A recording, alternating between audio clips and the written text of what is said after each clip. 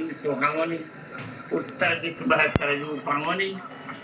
अर्थात मेरी सुहावनी पुरी में वह जन्मभूमि है जिसकी उत्तर दिशा में पावनी सरयू बहती है। स्कंद पुराण में कहा गया कि जन्मभूमि से 300 धनुष की दूरी पर सरयू बहती है, आज भी वही है। हमने लगभग 441 प्रमाण दिए थे और जब उत्खनन हुआ तो 437 प्रमाण ज्यों के त्यों निकले। 4 प्रमाण कुछ धूमिल थे, वे भी अंत में हमारे ही पक्ष में आए। उन्होंने कहा था क्या तुलसीदास जी साक्षी थे? मैंने कहा तुलसी दोहा शतक में तुलसीदास जी स्वयं कहते हैं कि राम जन्म मही मंदिर ही तोरी मसीत बनाई, बहु जवननी हिंदू रहती तुलसी की भी हाय।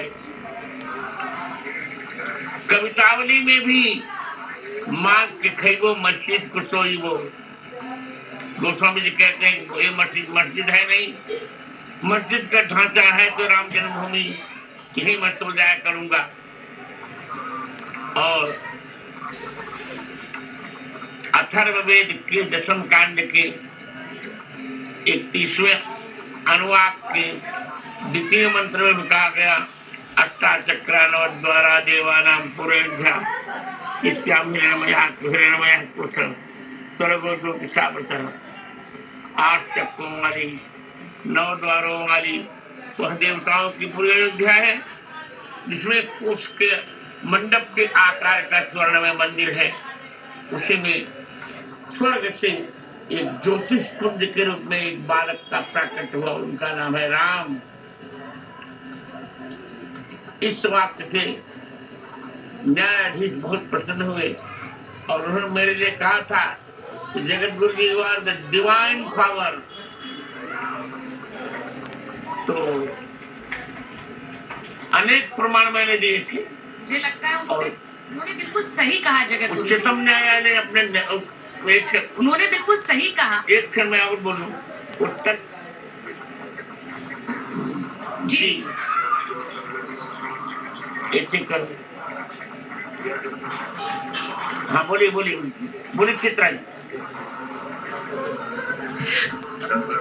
आप जगत गुरु जी, उन्होंने मुझे लगता है बिल्कुल सही कहा, क्योंकि एक जो दैवीय अनुभूति होती है, मुझे लगता है वो दैवीय अनुभूति आपकी राम कथा सुनकर होती है। इसीलिए मैं कह रही हूँ उन्होंने बिल्कुल सही कहा। जब हम कहते हैं कि भगवान श्री राम की ये नगरी है, मंगल भवन अमंगल हारी ध्रुवहि सुदशरथ अर्ज बिहारी, तब हम यही कहते हैं कि अमंगल को हराने वाले और मंगल करने वाले प्रभु श्री राम है। और प्रभु श्री राम विराजमान हो रहे हैं भव्य मंदिर में। तो जगत गुरु जी, उनके आने से राम राज्य आएगा, ये सवाल अक्सर पूछा जाता है। निश्चित रूप से राम जी आएंगे तब तब तो राम राज्य की संभावनाएं बनने लगेंगी। वातावरण उसी प्रकार का होगा क्योंकि मंगल भवन अमंगलहारी द्रवो सो दशरथ अजीर विहारी। दशरथ के अजीर में जब विहार करेंगे भगवान राम तो भारत के सारे अमंगल नष्ट हो जाएंगे और थोड़े ही दिन में भारत जो अभी 5वीं अर्थव्यवस्था है 3 अर्थव्यवस्था में एक हो जाएगा। और थोड़ी दिनों में मोदी जी 25 वर्ष करेंगे, मैंने कहा 10 वर्ष में ही भारत विश्व की प्रथम अर्थव्यवस्था बन जाएगा, विकसित भारत हो जाएगा हमारा देश।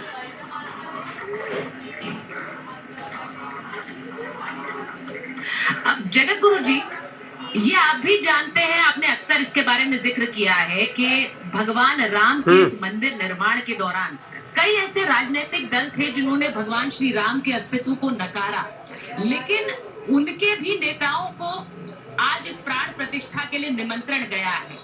इसका क्या सीधा पर्याय में ये निकालूं कि राम सबके हैं और प्रभु श्री राम की उदारता उनकी नगरी में झलकती है? इसी उदारता के कारण नहीं तो उनको आमंत्रण देने की आवश्यकता नहीं थी, पर हम लोग सबके प्रति प्रेम करते हैं। राम जी की उदारता भी है और उनको आत्म मंथन का हम अवसर भी दे रहे हैं। जो लोग राम जी का अस्तित्व नकार रहे थे, उनके देखते देखते हमने राम जन्मभूमि जीत भी ली और मंदिर बना भी लिया। तो ये अब आत्म मंथन करें। यहाँ उनकी इच्छा से कुछ नहीं होगा, जो होगा सब राम जी की इच्छा से होगा। राम कीन चाहे तो होई, करे अन्यथा अस नहीं कोई। सुचित्रा जी। जगत गुरु जी, जो हमने समय देखा है और प्रभु श्री राम का इस मंदिर बनने में सालों दशकों का एक बलिदान देखा, एक आंदोलन देखा, उसके कई ऐसे क्षण थे जो आज इस राम मंदिर निर्माण में बहुत अहम पड़ाव बनकर उभरे हैं। आपकी जो स्मृति है, आपकी स्मृति में वो कौन से सबसे अहम पड़ाव है जो आज भगवान प्रभु श्री राम का ये भव्य मंदिर बनकर तैयार है? मेरी स्मृति में 1990 का 31 अक्टूबर और 2 नवंबर, फिर 6 दिसंबर 1992, फिर 11 जुलाई से 19 जुलाई तक का वह कालखंड, 2003 का वह कालखंड जब मैंने बयान दिया था, और फिर 9 नवंबर 2019। ये 4 ऐसे पड़ाव हैं जिनको कोई भूल नहीं सकता।